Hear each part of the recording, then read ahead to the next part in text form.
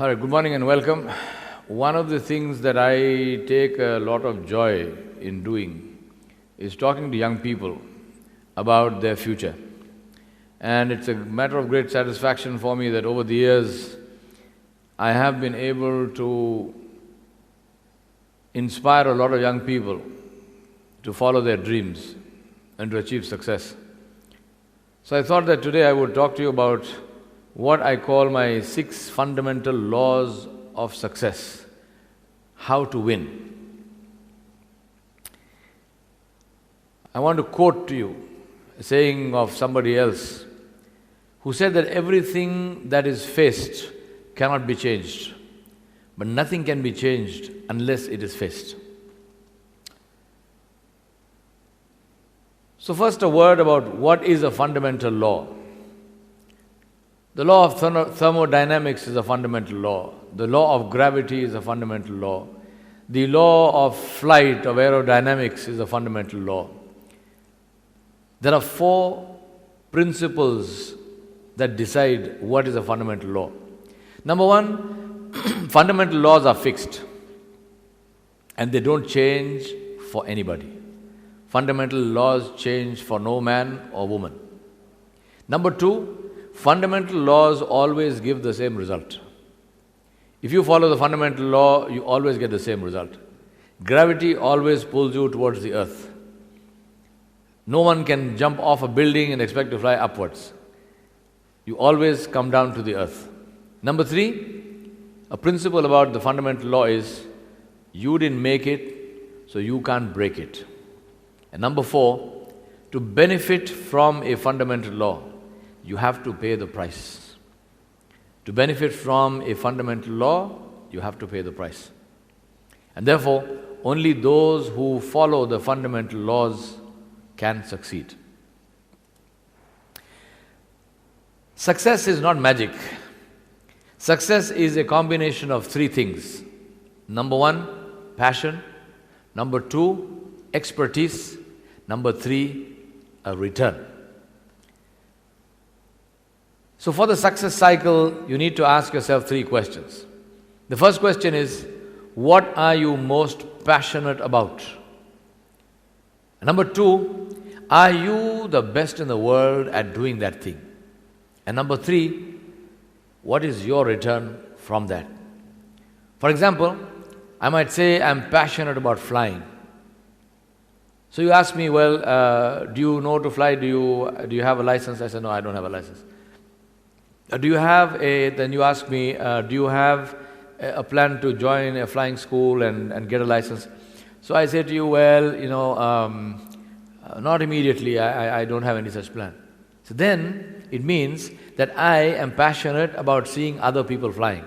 Because if I am passionate about flying, then I should know how to fly. That's the basic issue. If I am passionate about painting, I must know how to paint. If I am passionate about dancing, I must know how to dance. If I am passionate about playing polo, I must know how to ride a horse. I must at least know the front end of the horse from the back end. One bites and one kicks. The whole issue about passion is, it's not just the question of, and this happens with a lot of young people, well, I'm passionate about this. My heart is not in that. And I really want to do this. Just the wanting alone is not enough. If you are passionate about something, then you have to gain expertise in that thing. And the third issue is equally important, and that is, what is your return from it? Now remember, return is not always money, although I'm going to give you an example of money, and I'm going to give you an example of, because money is the easiest way to explain something. But return, meaning something that satisfies you both materially and emotionally. That is the issue of return. And therefore, what is your return? Are you clear in your mind about that return? Are you passionate about this thing? Are you best in the world at doing it? And again, when I say best in the world, you don't have to take a global survey to find out. Best in the world is as long as people around you in your circle of influence, as long as you are the best in the world, that's what it means. And the last one is, what is your return from that? I want to say to you, and remember this, listen carefully, success is not magic. Success is the result of intelligent effort. Success is not magic. Success is the result of intelligent effort. The example I want to give you is of this painting, which I'm sure many of you have seen. It is the famous painting of Vincent van Gogh, which is called The Sunflowers. It was sold in March 1987 at a price of £24.7 million. That comes to roughly 80-something million dollars in today's money. But the bottom line is, Vincent van Gogh died a pauper. Was he passionate about painting? Absolutely. Was he best in the world at it? Absolutely. But did he get a return from it? I don't know. All I know is that he died a pauper while his painting sold years after he died in 1987 for £24.75 million sterling. So we come to the 6 fundamental laws. Let me quickly go through them, list them for you, and then we'll go through them individually. Number 1, fundamental law of winning. How to win, how to be successful. Number 1 is discipline. Discipline. Number 2 is passion. Number 3 is courage. Number 4 is perseverance. Number 5 is inspiration, inspiring others. And number 6 is measurement, metrics, measure the results. And very clearly, as I've explained earlier, if you want something, you have to pay the price. As simple as that. Everything is available, but everything has a price tag. You can have whatever you want. In this life, as long as you're alive, you can have whatever you want. Get your mind around this thing. You can have whatever you want. You can name it, you can have it, but there is a price tag. And the price tag is not always money. The price tag is not always money. I want to say to you, I want to begin with this. We must all suffer from one of 2 things: the pain of discipline or the pain of regret. And between the two, the pain of regret is far more painful. The 2 saddest words in any language are if only. If only. If only I had done such and such. If only I had opened that door. If only I had taken that trouble. If only. The saddest words, the 2 saddest words in any language, or the saddest phrase in any language. If only. And what is that? That is the pain of regret. So we must all suffer from one of 2 things. We have to make this choice. And the choice is to suffer from one of 2 pains: the pain of discipline or the pain of regret. So what is discipline? Discipline is 3 things. Discipline is to accept that success is inevitable, but only for those who want it seriously. Only for those who really want it. Discipline is to do what needs to be done, not only what you like to do. This is the biggest trap that I find young people have fallen into today. Somebody, I don't know who, has put this ridiculous thought in their minds that they need to do only what they like, and they will somehow become amazingly and hugely successful. And that is absolute nonsense. That is absolute nonsense. I have advised many people this, and maybe somebody should pay me some royalty for that, but there is this wonderful book called Outliers by Malcolm Gladwell. And Malcolm Gladwell talks about what he calls the 10,000-hour rule. And he says that you can never become an expert, you can never become the best in the world at anything on which you have not spent 10,000 hours doing that thing. You want to become the greatest programmer in the world, and he's given the example of Bill Gates. He said you have to spend more than 10,000 hours writing code. You want to become the greatest pilot in the world, you have to spend 10,000 hours or more flying airplanes. You want to become the greatest painter and artist in the world, you have to spend 10,000 hours and more painting and drawing things.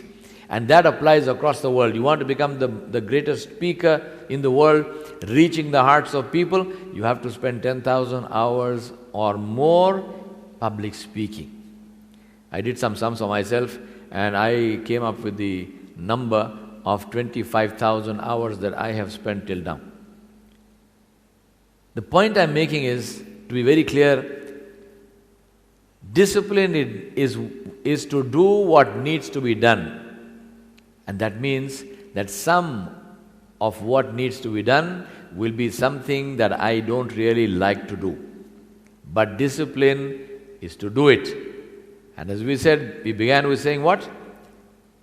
We must all suffer from one of two pains, the pain of discipline or the pain of regret. So make your choice. You don't want to regret, you don't want to say about your life, if only I had done this, then put your nose to the ground and work. Do what needs to be done, and don't run away with this silly idea that you will succeed only if you do what you like to do. Number three is discipline is to seek feedback and listen to what you need to hear, not only what you want to hear. This is another big trap that we fall into. We define our friends as who? My friend is the one who tells me what I like to hear. That is the worst definition of a friend that I can ever imagine. To me, a friend is the one who tells me what I need to hear. Now, does it mean that this friend is always giving me bad news? No. This friend will also appreciate me, this friend will encourage me, this friend will tell me things that I like to hear, all of that. But if there is something that is unpleasant, if there is something I don't want to hear, if there is something I dislike seeing about myself, who is a good friend? The one who shows me the mirror without fear. The one who shows me the mirror and who tells me what I need to hear, not only what I like to hear. So as I said, do what needs to be done, not only what you like to do. And two is seek feedback and appreciate those people in your life who have the courage and who have the interest in you and who love you enough to want to tell you something which you don't want to hear. But they tell you that because they know that you need to hear that, otherwise you will fail. Please understand one thing very clearly. We have this adage that we talk about, we say practice makes perfect. I want to say to you, practice does not make perfect. Only correct practice makes perfect. Practice makes permanent. Practice makes permanent. If you do something in a particular way, and you do it long enough, you just become very good at doing it in that way. But if that way is wrong, then you get very good at doing something in the wrong way. And that's the reason why it is much more difficult to retrain people than to train someone in a particular tool that the person never knew. To train a new person is always easier than to retrain someone who knows something, because the person who knows something has become permanent in the wrong way, and therefore for them to relearn is always more painful. So practice does not make perfect, practice makes permanent. Only correct practice makes perfect. We come to the second fundamental law, and that second fundamental law is the need for passion. Passion for the goal. I want to say to you a very clear thing, which is that great success will not come from ordinary effort. Great success needs heroic effort. Great success needs to break boundaries. Great success needs for you to do things which no one else has done before, for you to go where no one else went before. Great success needs heroic effort. Passion fuels heroic effort. Without passion, you cannot make heroic effort. You will come up against a stone wall, you will give up. Passion is also the ability and the joy of living the journey, is to revel in the journey, is to take joy and happiness in the struggle itself.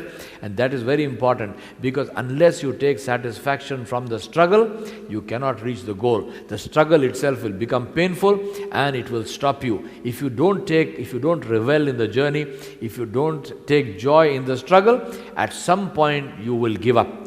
So passion is to understand is to delete the word sacrifice from your thinking. There's no such thing as sacrifice. I say to you, sacrifice is what the tandoori chicken did for you. It died so that you could eat. Other than that, there is no sacrifice. There is only one word, and that word is investment. In every aspect of our life, forget the word sacrifice. No one sacrificed and no one can sacrifice. You only invest. I'll tell you why. Because sacrifice means to take something that you had and to give it up and get no return. To lose something without a return is sacrifice. Now, frankly, between you and me, that's a stupid thing to do. Why would you want to lose something and get no return? That is very stupid, and also that is something which comes to an end. Because there is only so much that anyone can be willing to lose, no matter how passionately they like or want something. At some point, that willingness to lose will be finished, or there will be nothing left to lose, and you will fail. Therefore, delete sacrifice from your mind and write down investment in big bold letters. Because investment is forever. You can invest and invest and invest, because investment is what? Investment is something that gives a return. Something which gives a return is called an investment. Something that you spent and it gave you no return is called a loss or a sacrifice. So when we are saying investment, automatically it means there is a return. As long as there is a return, there is no end to investment. So remove sacrifice and write down investment, because only then can you take joy and can you revel and can you be happy in the struggle. And then that struggle, there is no end to that. You can continue with that struggle. You can keep breaking the boundaries of knowledge. You can keep breaking the boundaries of discovery, and you can go to greater and greater and greater heights forever. There is no limit to that. And last thing about passion.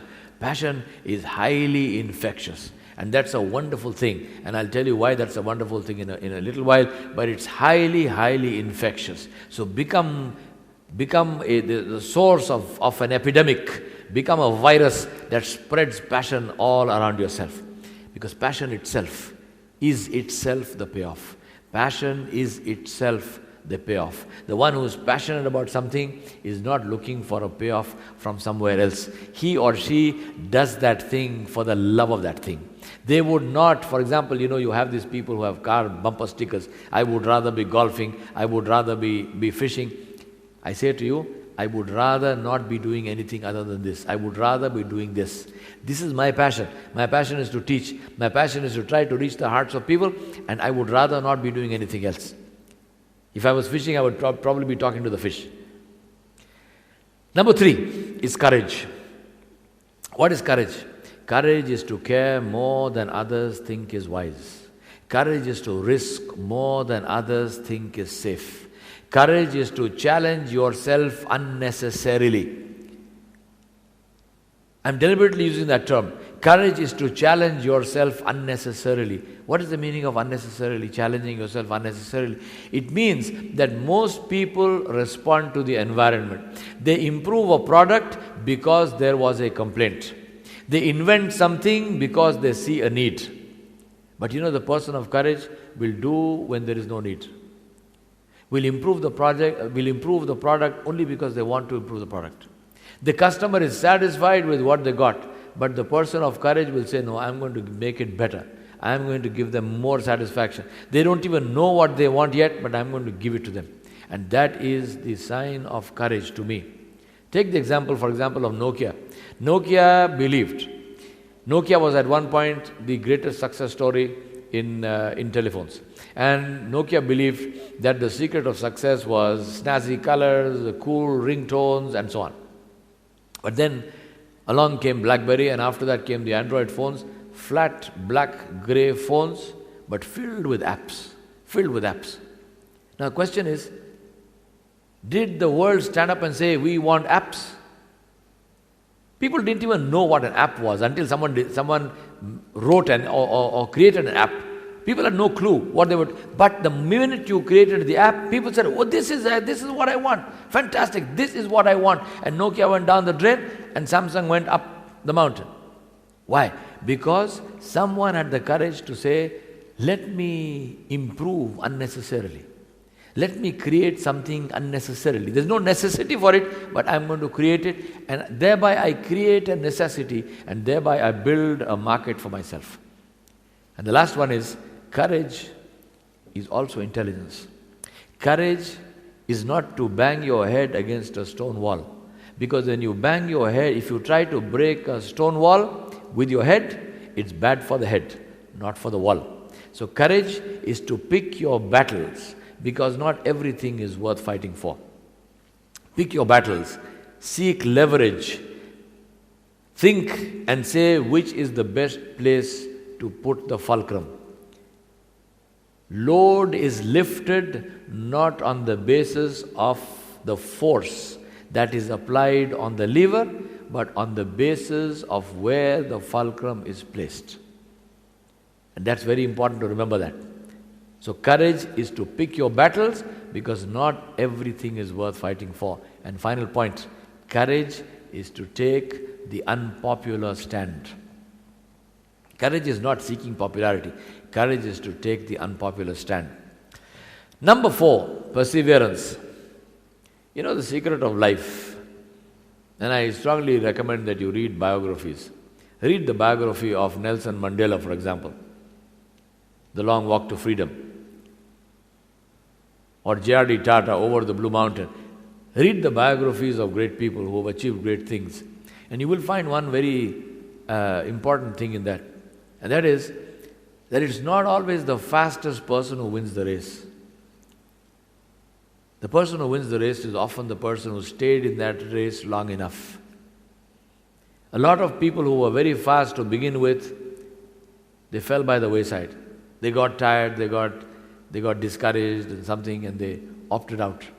But the person who continued, the person who stayed in that race long enough, is very often the person who wins that race. And how does that happen? It happens from owning your mistakes. It happens from owning your mistakes and from learning from those mistakes. It happens from creating the ability, the curiosity, the creativity to generate alternatives endlessly. This method doesn't work, I try another method. That method doesn't work, I try a 4th method, and a 5th method, and a 6th method. Continuously try things over and over and over. In a previous incarnation, I used to be a manager in the tea plantations. I'm talking about perseverance, and I'm talking about the importance of generating alternatives. I used to be a manager in the tea plantations in the Anamalays in South India. And one very cold morning, I was sitting in my office, and my office had glass windows all around. And the windows were all shut because it was cold. And we had a door which had 2 panels, and only one of the door panels was open. And a friend of mine and I was sitting in that office, Suresh Menon, who was my assistant, and a bee flew into the office. And like all good bees, it buzzed around and then it tried to get out through one of the windows. So it started hitting on the window panel. So I have this rule with myself, whenever I look at anything in life, I ask myself, what did I learn from this? What can I learn from this? And I'm not saying to you that every time I ask this question there is a lesson, but very often there are lessons when I ask this question, and if I hadn't asked that question, maybe there would have been no lesson. So it's a good idea to ask this question to yourself and say, what do I learn from this, or what can I learn from this? So when this bee was hitting against the window panel, I asked Suresh, and I basically talking to myself, and so I said, Suresh, what do we learn from this? So immediate response was, he said, perseverance. So I said, no, think, don't just answer, think. What do you think will happen to that bee if it perseveres in hitting against that glass pane? Is that bee ever going to be able to break that glass pane? He said, no. So what will happen to it if it goes on beating against the glass pane? At some point it will knock itself out. So persevering in that particular situation is not a good idea.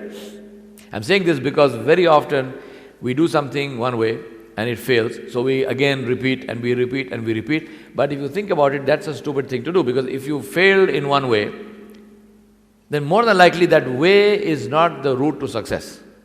And that's why I say, trying to break a stone wall with your head is bad for the head, not for the wall. So perseverance sometimes, or rather perseverance must not be interpreted to mean do the same thing over and over again. No. It means keep the goal constant, but look for different ways of getting to the goal. If one way is not working, think of another way. So I asked Suresh, I said, well, what else can this bee do?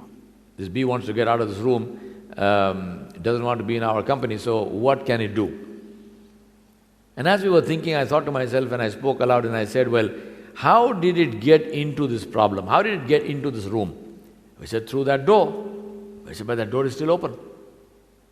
And therefore, a big learning in my life is that very often the solution to the problem lies within the problem itself. How you got in is how you can get out many times, but we don't think of that. So perseverance is also to generate alternatives infinitely.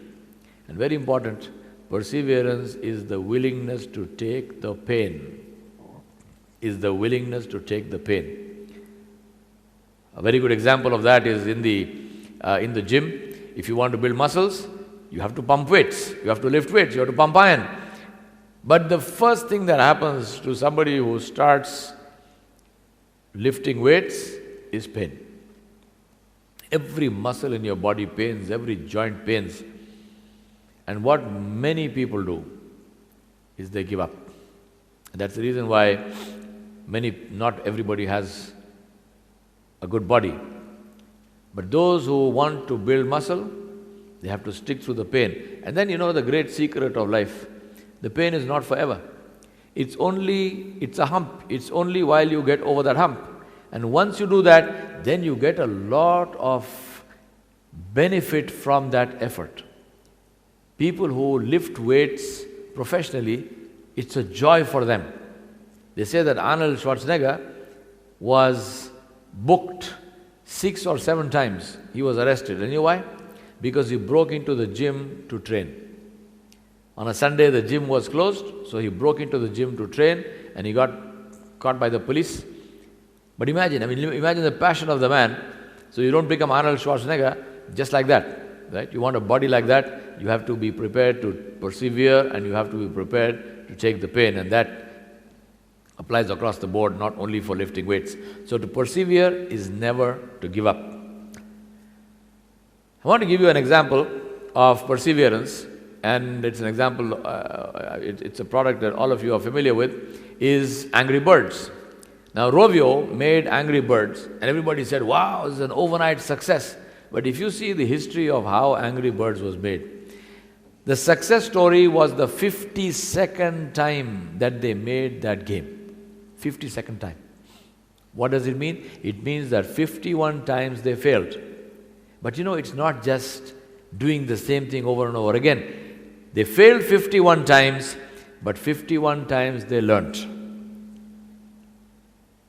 So what they did with that game on the 41st time, they did not do it the same way the 42nd time. What they did the 42nd time, which was also a failure, they did not do the same thing the 43rd time. And they went on and they continued. And think about this.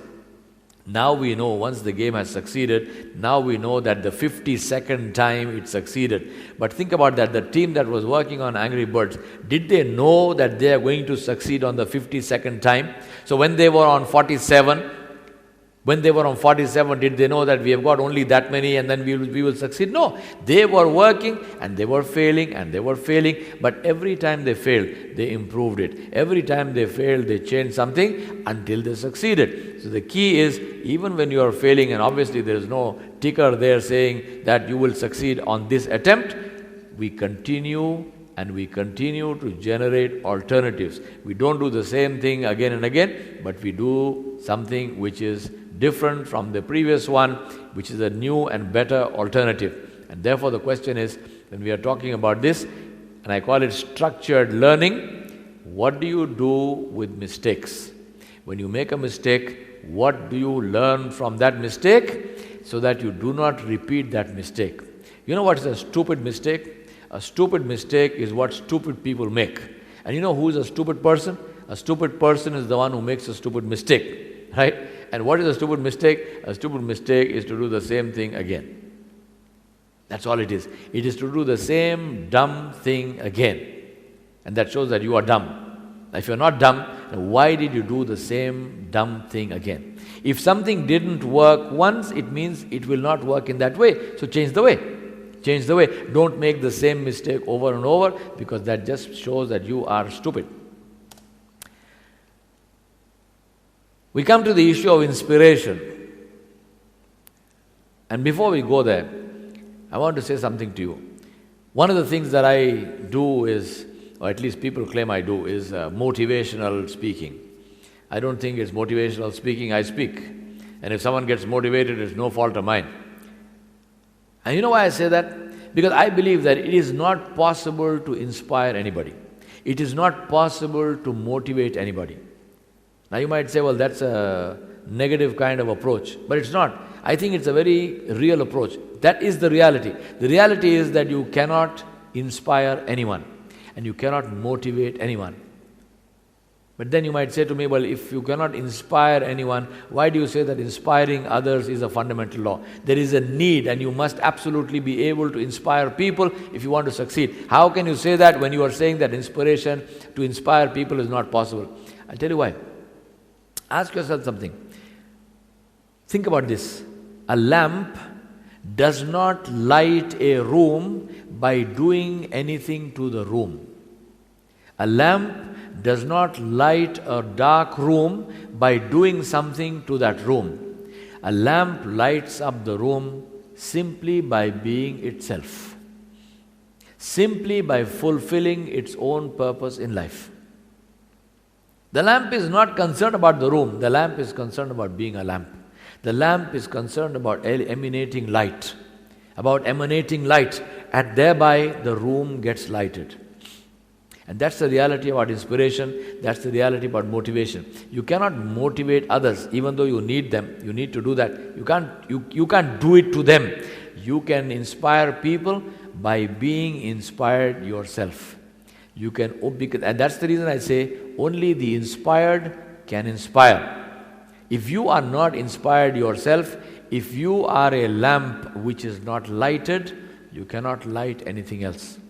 And that's why ensure that you are lighted, that your internal fire is burning, that your get up and go hasn't got up and gone. Be very clear about that. You cannot succeed alone. You need people with you, and you need people who dream your dream. How can I show them what is in my heart? People who do that, people who are capable of doing that, are people who work because of who they are, not because of who is watching. Let me tell you a lovely story that illustrates this. There's a story about a small fishing village in Korea. They say that in this fishing village, they used to dive for pearls. And in this village there was a young woman, and she had her mother who was old. She was very old and she was blind. And this young woman was a diver, and she used to dive for pearls. And she was the sole bread earner for the family. She was the only one to take care of that mother. Now, what this lady used to do was, when she used to dive for pearls, that every day when she came up with a catch, she would keep one or two of the choicest pearls in a little bag, and she kept that in a particular place. And only she and her mother knew about this little cache of pearls. So this village had a pearl buyer, this agent who used to come to this village every month, and he would buy the pearls from the fishermen of this village. Now one day, this young woman, she went diving and she got hit by a shark. She got attacked by a shark and she died. So now this mother, obviously, she was devastated, not only because she lost her daughter, but because she also, that was the only source of livelihood for the mother, and she was devastated at this loss. But then, time passes, and and everyone gets over their grief to some extent. So this old woman, she remembered that her daughter had kept this little cache of pearls. So she took this bag to the dealer when the dealer came, and she gave it to him, and she said, this is what happened to me and my daughter, and here are some pearls, and so can you buy them for me? Now the dealer set out the pearls on the table, and when he emptied that bag and he set the pearls out on the table, he found that there was a black pearl. In all those pearls, there was one black pearl. Now, we know that the price and value of a black pearl is far higher than the value of an ordinary pearl. A black pearl costs several times the value of an ordinary pearl. So this dealer counted all the pearls, and he gave this blind woman full price for all the pearls, including the black pearl. He gave her full price. He gave her the actual value for the black pearl and the other pearls. Now when this woman had gone, this dealer's assistant who was watching this whole thing, he said to the dealer, he said, why did you do that? He said, why did you give her several times the money which was the value of the black pearl? He said, you didn't have to do that. You could have made yourself a huge profit, and at the same time the woman would have got more than enough money because you gave her money for all the pearls. You could have given her the value of the top value of a good pearl for the black pearl. Why did you give her all of that? And he said she was blind. She couldn't even see. She didn't even know the pearl was there. Why did you do that? But she is blind. The dealer said, she is blind. I am not. She is blind. I am not.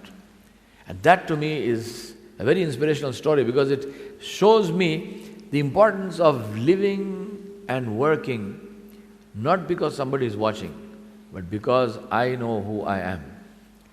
How we choose to define ourselves is in our hands. And that is the light of the lamp. That is what will inspire people. Do we need to inspire people? Yes. Can we inspire them by doing something to them? No. Can we inspire them by doing something to ourselves? Yes. That is the key. So the key to inspiration is to convert one way into two ways. And what is the two ways? I call it the FM station that everyone listens to. And what is that? WIIFM. What's in it for me? Every person who comes to us is asking that question. Even though they may not ask it directly, they are asking it in their mind. And the question is, why must I do what you are telling me to do? Why must I buy your dream? How can I make your dream my dream? And the only way I can make your dream my dream is when I understand what's in it for me. We come to the sixth fundamental law. And that sixth fundamental law is perhaps the most important of all of these, and that is measuring results, creating metrics.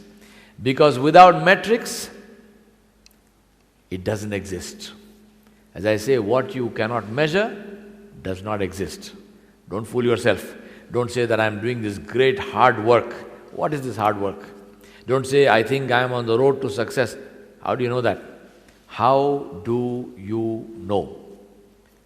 Success is a number. It is eminently possible to fool ourselves, and metrics are the protection. The protection from fooling ourselves is the metrics. Metrics energize, metrics encourage. When I can see success if I have numbers to tell me what I am doing. It is highly energizing, it is highly encouraging for me. Metrics are also the early warning system. Metrics will tell you that you are going wrong before your mistake has become a catastrophe or a disaster. Metrics will warn you in advance.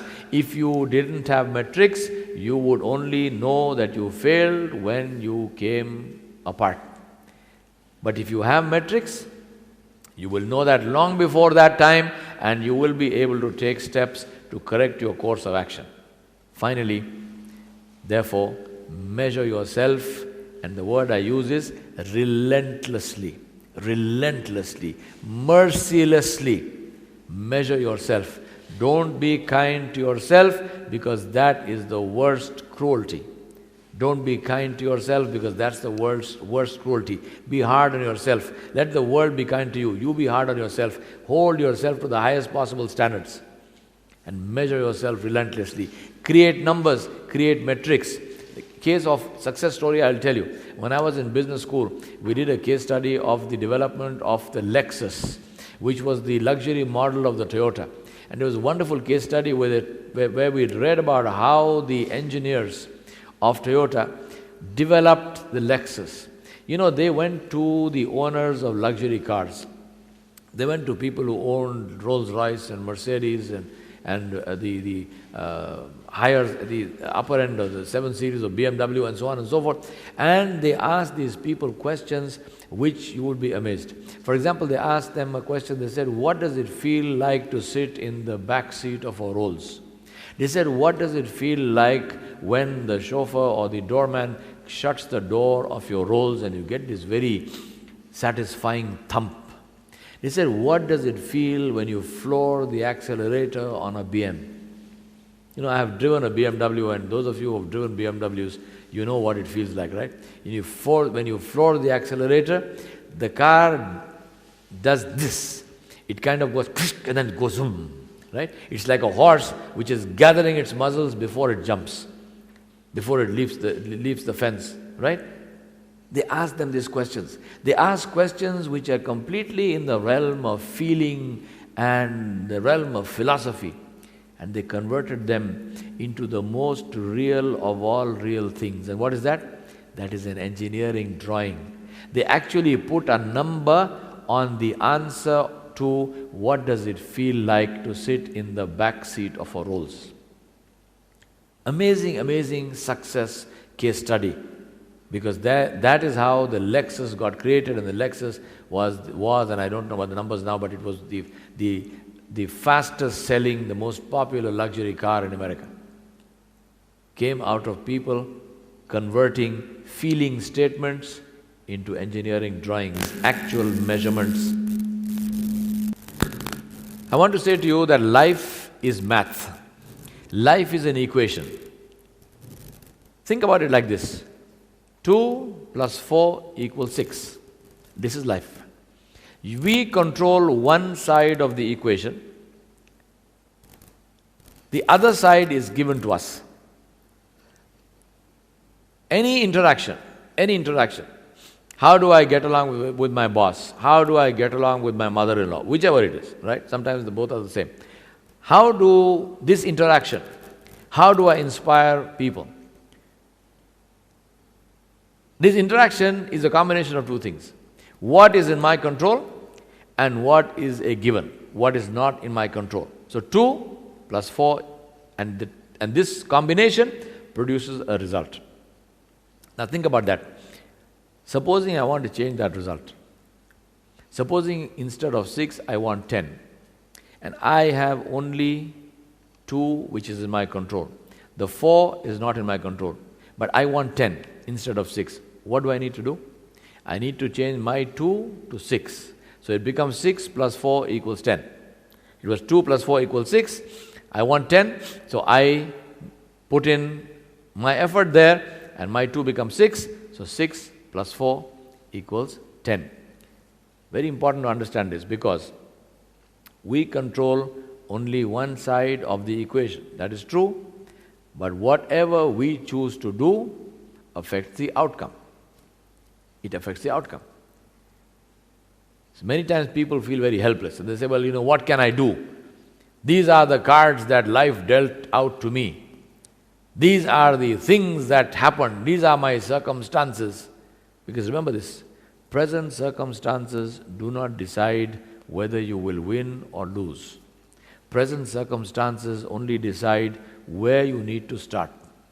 That's all. Circumstances mean nothing. They are only an indicator of where you need to start. And therefore, it's very important for us not to feel discouraged because circumstances are not are not conducive to us. Winners are people who look for challenges. Winners are people who difficulties energize. The more non-conducive the circumstances, the happier is the winner, because the bigger is the challenge. He sees himself as a person who is standing at the foot of Mount Everest. He's standing at base camp of Mount Everest. And this 11-kilometer climb is what energizes him. But think of it this way. Is it walking 11 kilometers on the earth which is energizing? Or is it the angle of the earth which is energizing? Because I can walk 11 kilometers from where I am now to wherever it takes me on flat ground. And then can I say, well, I can even walk 12 kilometers. And then can I say that I am now as successful or even more successful than Tenzing and Hillary, who were the first people to scale Mount Everest? No. It is the incline. It is the angle of the earth which makes that thing worth doing. The difficulty defines the sweetness of success. Difficulty defines the sweetness of success. And therefore, winners are people who actually look for difficulties, who are energized by difficulties, who don't run away from difficulties. And why do they do that? Because they understand maths. They understand math. Life is math. Life is an equation. We control one side of the equation, but by what we do there, we control the outcome. And that's why I say development is a product of thought, not time. You will not develop, you will not progress just because you have lived. Because life is not merely to draw breath. Development is a function of thought. And you know what is one step better than looking at life as an equation? Is to be proactive, is to attempt to influence both sides of the equation. The 2 is in my control, the 4 is not in my control, but when I try also to influence the 4, the 10 becomes possible much easier. And the way to influence that 4, I have mentioned that before, which is WIIFM. If you can get that owner of the 4 to understand what's in it for him or her, you will get to your 10 much faster than even influencing your own 2. But even if you cannot influence the owner of the 4, just by doing what you need to do, you can still get your 10. And therefore ask yourself, what is my investment in myself? A very simple way of defining investment is to look at what do you need to start, what do you need to stop, and what is a good thing to continue to do. So look at your own life, your timetable, your actions, your choices, and say, what is it that I'm not doing today which I need to do? What book should I read which I have not read till now? And so on. That's just one example. What do I need to start doing? What am I doing currently which is negative, and therefore I need to stop doing that? And the third thing is, what am I doing today which is good, but which I must do consciously? Continue to do it and do it consciously. I want to end by saying 2 things to you. The first one is, there are 2 kinds of people in the world. Those who seek ways to succeed and those who talk about why they couldn't succeed. There are 2 kinds of people in the world. Those who seek ways to succeed and those who talk about why they could not succeed. It's your choice which one you want to be. The second thing I want to say to you is that in the final analysis, it all matters. Everything that you do or choose not to do communicates brand value and character. In the final analysis, it all matters. Everything matters. Everything that I do or I choose not to do communicate brand value and character. I wish you all the very best, and I wish that you become hugely and humongously successful beyond your wildest dreams. And I hope that you are able to use these tools which I have just taught you to become successful. Thank you very much.